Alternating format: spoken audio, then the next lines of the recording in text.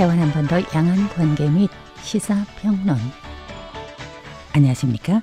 혹시 7130kHz 기억하십니까? 주파수 7130kHz로 한국을 향해서 송출했던 민숑 지국을 지난 주말에 찾아갔습니다. 시사성 프로그램에서 어떠한 장소, 지리 환경을 소개하는 건 여행 관광을 목적으로 두지는 않지만 오늘 공유하는 주제는 필자가 지난 주말 3월 15일台湾중남부에 위치하고 북회기선이 경내로 가로지르는台湾의 두 곳 중 하나, 지아이였습니다. 국제상에서台湾원주민을 말할 때 아리산이라는 지명을 거론하곤 하는데요. 아리산도 바로 지아이에 소재해 있습니다.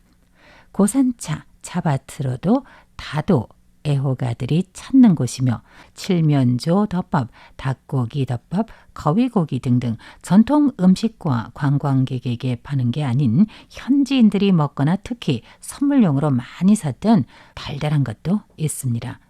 고산, 우거진 숲, 깊은 산골 원주민 마을, 광활한 평야와 바다, 현지인들에게는 상당한 매력으로 다가오는 곳입니다. 오늘의 주제는 관광은 아닙니다. 오히려 딱딱하고 재미없는 냉전시대의 선전방송, 일본 점령시대의 방송 설비와 미국 지원 시대의 설비가 공존하면서도 타이완 출신과 1945년 이후 대륙에서 건너온 전기전자공학 분야 직원들이 국가 존망이라는 위기감에 헌신했던 곳, 지아이 민숑 소재 라디오 방송사 지국이며 지금의 국가광파문물관, 즉 국가라디오방송 박물관입니다. 이곳의 건축물과 시설은 1937년에서 40년 사이에 시공을 했고 2차 대전 기간에는 일본의 남진 정책에 따른 군사적 심리전 용도로 사용이 됐는데 중화민국 국민정부가 수도 난징과 인접한 곳에 위치한 중앙광파전대 즉 중앙방송국에서 타이완 동포를 향한 방송을 했을 때 타이완을 식민 통치하고 있던 일본 정부는 바로 이 민숑의 방송국에서 제명을 했고 심리전도 펼쳤었습니다.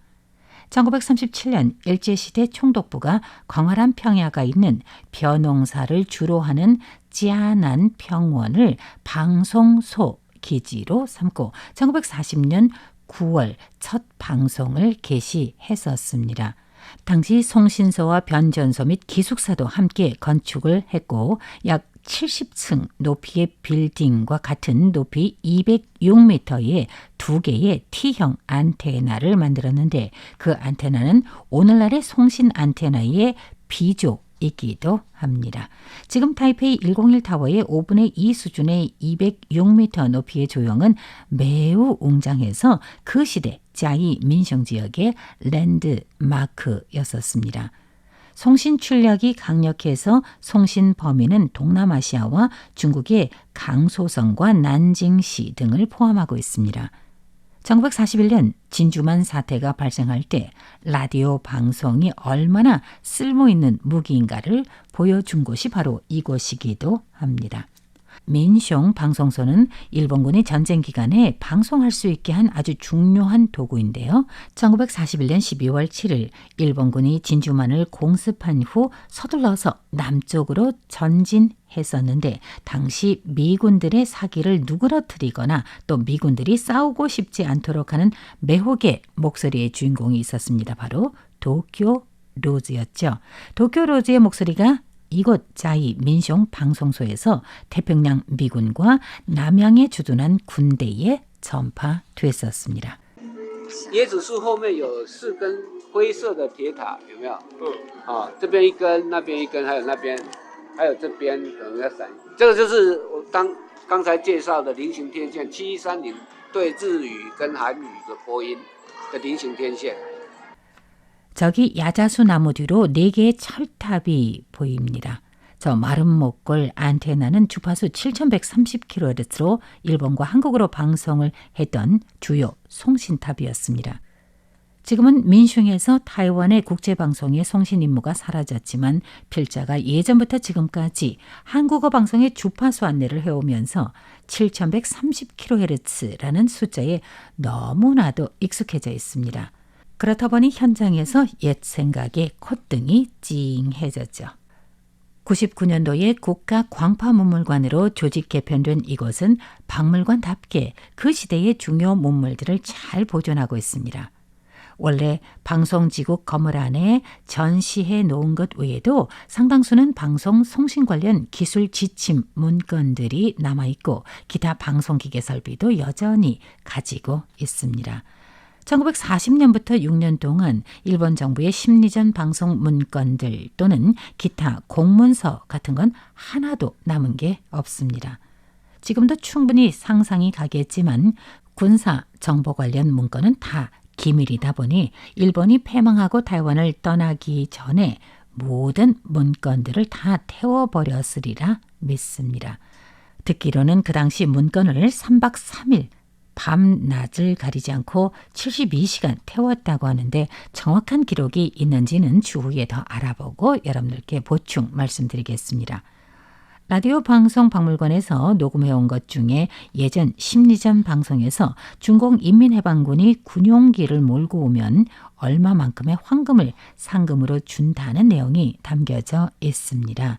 참고로 이 심리전 방송은 1950년대에서 80년대 사이에 송출한 것 중에 하나이고요. 특히 양안 관계에서 타이완의 군사 최전선 찐만과 마주가 원래 일반 민간인 출입이 제한됐던 전쟁 지역이라는 딱지를 떼어낸 지 33년 차가 됩니다. 이는 또 뭘 의미할까요?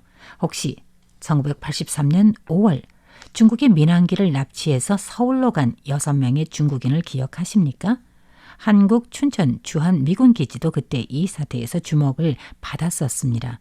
그때 한국은 국제법적 대응으로 하이제킹은 국제법에 의해서 엄연히 금지되어 있으므로 하이제킹 범인을 국제법과 국내법을 적용해서 1년 3개월의 유기징역형을 선고했던 사건이었고 또 복역 후에는 추방령을 내려서 타이완으로 이송됐었습니다.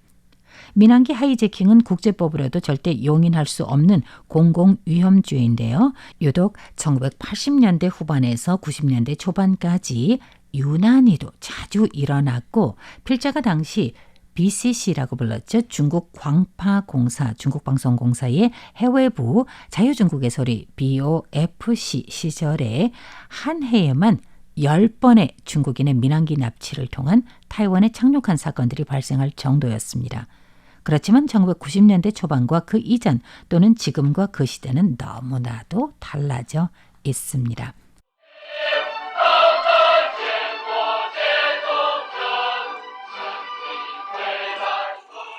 歼6型4螺旋桨发动机，奖黄金5000两。 민숑 소재 국가 라디오 방송 박물관에서 따온 음원입니다. 우리 중화민국 정부는 중공 공군 장병들이 봉기해서 귀순할 경우 과거의 잘못을 묻지 않으며 생명의 안전을 보장한다는 걸 전제하고 봉기를 책동하거나 군용기를 몰고 올 경우에는 상응하는 상금을 준다며 심리전 방송에서 군용기 모델과 상금에 대해서 이렇게 방송한 것입니다. 이 중에서 가장 높은 상금을 먼저 말한다면 홍6형 즉 H6형 군용기를 몰고 귀순한 중공군에게는 황금 8,000냥을, 찐 즉 J7형 군용기는 황금 7,000냥을, 트라이던트 제트 운수기는 황금 6,000냥을 이 비행기를 몰고 온 중공군 귀순자에게 주는 겁니다. 이렇게 높은 상금을 주며 귀순할 의사를 밝히는 방법은 타이완 서해안에 접근할 때 비행 속도를 줄이고 착륙 장치 그러니까 랜딩 기어를 내리며 날개는 드리프트 다운을 유지한다는 지시도 심리전 방송에서 하고 있습니다. 또 우리 측 중앙방송에서 심리전 외에도 대륙에서 활동하고 있는 특수 임무를 띤 이름 없는 사람들을 향해서 모든 내용을 숫자로 방송을 하며 지시를 내렸던 것도 방송 역사에 남아 있습니다.